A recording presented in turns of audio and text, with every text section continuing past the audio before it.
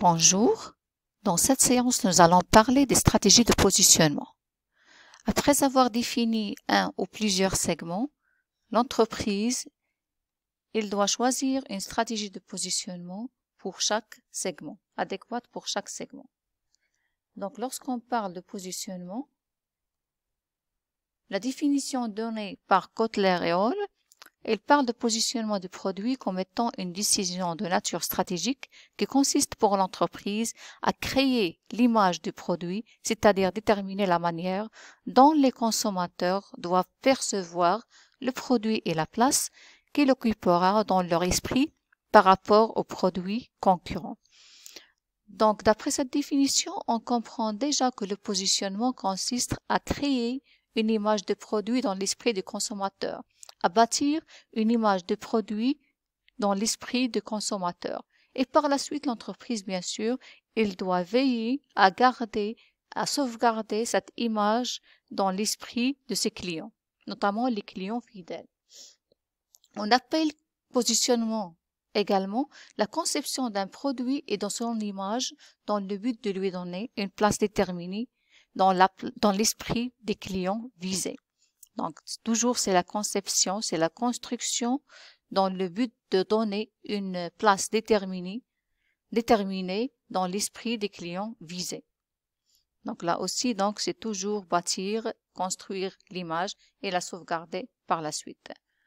Donc, le positionnement est défini de la manière dont la marque ou l'entreprise veut être perçue par les clients ciblés. Donc, pour le positionnement, donc on peut choisir 3 éléments qui correspondent à ce qu'on appelle le triangle d'or de positionnement.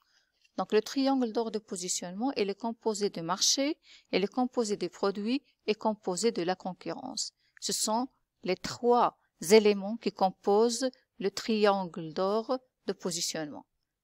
Donc, le marché, il s'agit de déterminer le marché sur lequel on va pouvoir répondre aux attentes des consommateurs. Donc, la concurrence, c'est le positionnement des produits de l'entreprise par rapport aux produits concurrents et les atouts de produits, c'est-à-dire est-ce que le positionnement choisi est cohérent avec les atouts de produits.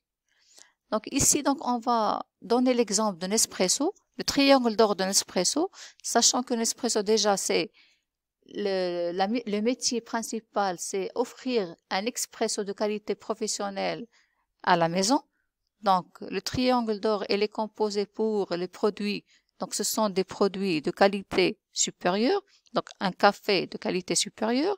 Donc, concernant les attentes de clients, ce sont des clients généralement qui ont un goût et qui ont l'esprit de café. Donc, ce sont des clients amateurs de café, en gros. Et la concurrence, donc, c'est le grand public. Donc, on s'adresse au grand public par rapport aux concurrents qui peuvent offrir seulement du café dans des cafés spécialisés et non pas chez soi. Donc, la philosophie de Nespresso, c'est la combinaison d'un système intégré à la pointe de progrès, une sélection rigoureuse de meilleurs cafés. C'est-à-dire, il s'agit d'offrir plusieurs cafés et plusieurs arômes pour satisfaire toutes les attentes des clients. Donc, plusieurs méthodes de mesure de positionnement et de l'avantage compétitif d'une marque ou d'une entreprise. Donc, on a généralement donc la méthode géométrique, et on a la méthode graphique. Donc, méthode géométrique et la méthode graphique. Dans la méthode graphique, on cherche à inviter les individus à décrire les marques ou entreprises qu'ils connaissent à l'aide d'un ensemble de couples d'adjectifs opposés. Cette description se traduit par le tracé d'un profil, c'est la méthode d'Osgood. Donc, l'attitude des enquêtés, elle est mesurée à partir d'une échelle bipolaire de 5 à 7 degrés, opposant 2 affirmations contraires. Donc, et ça varie entre le mauvais et le bon. Exemple, comment appréciez-vous l'accueil de notre vente? On peut par exemple demander comment vous trouvez donc notre marque par rapport au marché. On peut parler également d'une question qui consiste à dire citez-nous les marques de PC portables que vous connaissez. Et on essaie un peu de les classer. On peut demander, donc, est-ce que par rapport à l'application mobile X, vous trouvez que c'est bon ou mauvais? Donc, et on dit, voilà, donc mauvais, très mauvais, donc on peut aller donc de bon à très bon.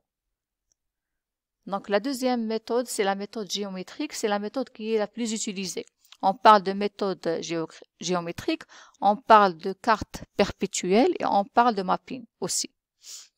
Les marques ou les entreprises concurrentes seront placées dans un espace géométrique à 2 ou 3 dimensions. Ils sont localisés par rapport aux axes qui représentent les qualités les plus significatives. Par exemple, le prix à la qualité. Par exemple, la durabilité et la qualité. Donc, on peut prendre ces 2 dimensions ou 3 dimensions selon donc les qualités les plus significatives concernant le produit de la marque par rapport à la concurrence. Donc ici donc nous avons donc un exemple de mapping. Donc on a par exemple les dimensions prises ici sont le prix et la technologie. Donc est-ce que le prix est bas ou élevé et la marque technologique, est-ce qu'elle est technologique ou une marque familiale. Et on va trouver ici la marque E et la marque Z, la marque H et V, par exemple la marque D et Y et la marque B. Et donc là, donc on a des marques qui se rapprochent, c'est-à-dire ils ont le même positionnement. La marque H et V ont le même positionnement, alors que la marque D et Y ont le même positionnement, mais un positionnement qui est différent de celui de la marque H et V.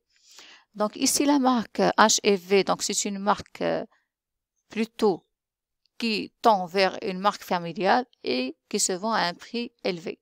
Alors que la marque B, par exemple, c'est une marque technologique, mais qui se vend à un prix qui est moyen. Donc ici, donc, la carte perpétuelle de Nespresso. Donc vous voyez, donc c'est un produit prestige et il est destiné à une niche. Donc le segment de Nespresso est vraiment concentré et le produit il est de prestige par rapport aux concurrents, par exemple Tassimo et Senseo, qui offrent également la possibilité de faire un expresso chez soi, mais avec des capsules qui sont totalement différentes. Et là, donc, le positionnement de Nespresso, il est nettement distinct. Donc, il n'y a pas de concurrent qui a le même positionnement.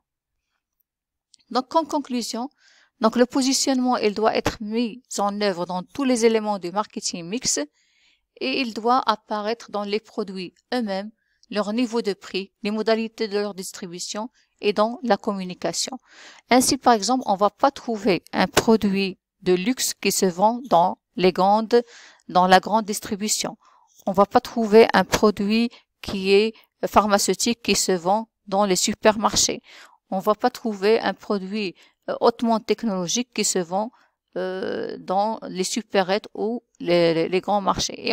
Et idem pour la communication, on va pas communiquer pour les produits de luxe dans la radio ou dans la télé. Pour le prix, bien sûr, généralement pour les produits de luxe, on a un prix qui est élevé. Et donc, on va pas se permettre un peu de vendre le produit de luxe à un prix qui est bas. Même pour la période de promotion, on remarque qu'il n'y a pas vraiment une grande baisse concernant les prix des produits de luxe. Donc, conclusion, donc, il faut bien bâtir son positionnement parce qu'il est difficile de le changer par la suite et il faut veiller donc à chaque fois à ce que le positionnement soit respecté dans tous les éléments du marketing mix, c'est-à-dire dans la politique produit, la politique prix, la politique communication et la politique promotion. Donc, on arrête dans cette phase-là. Merci.